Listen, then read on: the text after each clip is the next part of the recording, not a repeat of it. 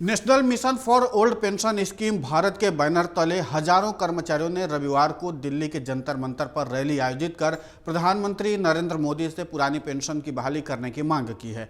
All India NPS employees federation देश भर में पुरानी पेंशन की बहाली के लिए national mission for old pension scheme Bharat के नाम से आंदोलन चला रहा है।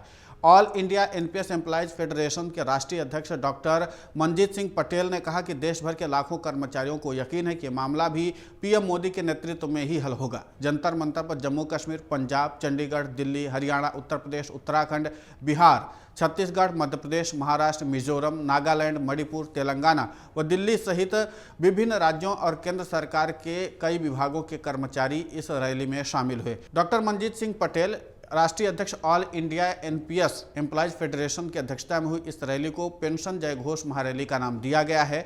उन्होंने कहा कि इस आंदोलन को देश भर के केंद्र और राज्य के 100 से अधिक कर्मचारी संगठनों का सहयोग और समर्थन प्राप्त है। रैली को संबोधित करते हुए पटेल ने कहा कि पहले भी भारत सरकार ने कर्मचारी हित में कदम उठाए हैं। हमें उम्मीद है कि इस बार मोदी सरकार कर्मचारियों की पुरानी पेंशन की बहाली की मांग को पूर्ण रूपेण जरूर पूरा करेगी। यह आंदोलन पूरी तरह से गैर राजनीतिक है। हम लोग किसी भी पार्टी के द्वारा समर्थित नहीं किए गए हैं। हमारी मांग भाजपा या कांग्रेस से नहीं है, बल्कि भारत सरकार से है।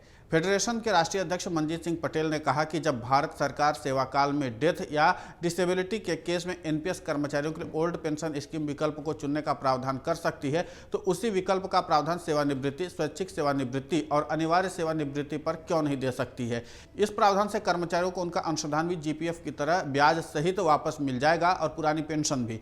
साथ ही पूरी नौकरी के दरमियान किया गया सरकारी अंशदान भी ब्याज से सरकार के पास ही वापस चला जाएगा। रैली में फेडरेशन ने समस्त कर्मचारियों की तरफ से 2 मांगें प्रमुखता से उठाई। पहली, कर्मचारी अंशदान पर जीपीएफ की सुविधा और दूसरी 25 वर्ष की जगह 20 वर्ष की सेवा पर ही महंगाई भत्ते के साथ अंतिम वेतन का 50% के रूप में पेंशन की गारंटी। उत्तर प्रदेश के चतुर्थ श्रेणी कर्मचारी संघ के प्रदेश अध्यक्ष क्रांति सिंह ने कहा कि प्रधानमंत्री मोदी ऐतिहासिक फैसले लेने वाले व्यक्ति हैं। कर्मचारियों को भी केवल नाम से कोई लेना देना नहीं है। सरकार चाहे तो ये 2 मांगें पूरी कर दे, एनपीएस यूपीएस का भी नाम बदलकर मोदी पेंशन स्कीम रख दे। हम 1 लाख लोगों के साथ प्रधानमंत्री नरेंद्र मोदी को धन्यवाद करेंगे और उनका स्वागत करेंगे। उत्तर प्रदेश के पंचायती राज सफाई कर्मचारी संघ के प्रदेश अध्यक्ष बसंत लाल गौतम ने कहा कि चतुर्थ श्रेणी के कर्मचारियों का वेतन और नौकरी दोनों बहुत कम है।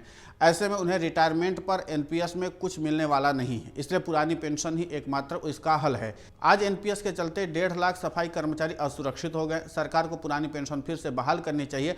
All India NPS employees federation के दिल्ली प्रदेश अध्यक्ष विनोद यादव ने कहा कि हम सरकार का हिस्सा है जो सिलेक्शन प्रोसेस से आते हैं, तो हमारी मांग भी सरकार से है, किसी पार्टी विशेष से नहीं है। महाराष्ट्र से अपनी सहयोगी कर्मचारियों के साथ आए मोहम्मद जुल्फिकार अहमद, जो कि ऑर्डिनेंस फैक्ट्री की नॉन गजेटेड यूनियन के वरिष्ठ सदस्य और फेडरेशन के राष्ट्रीय सचिव हैं। उन्होंने कहा कि एनपीएस वास्तव में पेंशन का निजीकरण है, जिससे न सरकार को फायदा होता है न कर्मचारी को। All India NPS employees federation के महासचिव सुधीर रूपजी, जो कि दिल्ली स्थित हेडगेवार अस्पताल में कार्यरत हैं, उन्होंने पेंशन जयघोष रैली में कहा कि मेडिकल सेक्टर में काम करने वाले नर्सेज और डॉक्टर हर समय इन्फेक्शन के साए में रहते हैं। रूपजी ने कहा कि एनपीएस से सभी का सेवानिवृत्ति के बाद जीवन को भी सामाजिक आर्थिक सुरक्षा के इन्फेक्शन का खतरा हो गया है।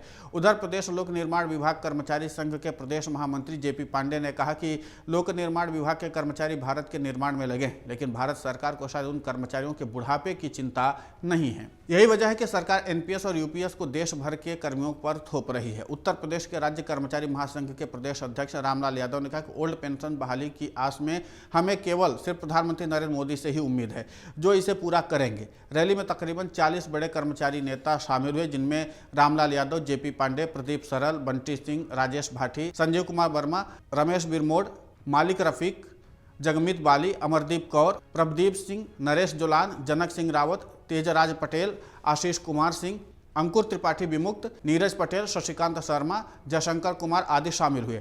पर कुल मिलाकर के कर्मचारियों की प्रधानमंत्री मोदी से मांग एक ही है कि पुरानी पेंशन की बहाली हो जाए, नाम चाहे कुछ भी हो। देखना दिलचस्प होगा कि इस रैली के बाद क्या सरकार इस मामले पर विचार करती है या नहीं। अगर आप ये वीडियो YouTube पर देख रहे हैं तो हमारे चैनल को सब्सक्राइब कर बेल आइकन दबाएं, और Facebook पर देख रहे हैं तो हमारे पेज को लाइक करें। 8 मिलियन प्लस सब्सक्राइबर, आपके इस भरोसे के लिए बहुत धन्यवाद।